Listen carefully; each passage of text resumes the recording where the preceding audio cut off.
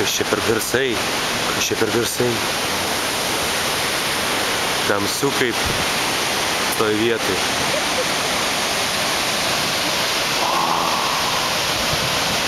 Ką čia pamatėm? Ką čia pamatėm? Ėjom takeliu, pamažu ir priėjom. Greičiau sakyk, kad tai megabaitai. Fontanas! Super!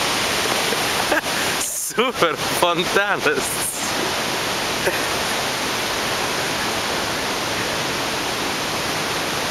Nori pasitaisyti? Krioklį. Dar kitaip kaip galima pavadinti? Kartais jį vadinam, kai pamirštam lietuvišką žodį waterfallas arba Vadafolas. Vadapadas. Tiesiog žibi šiandien.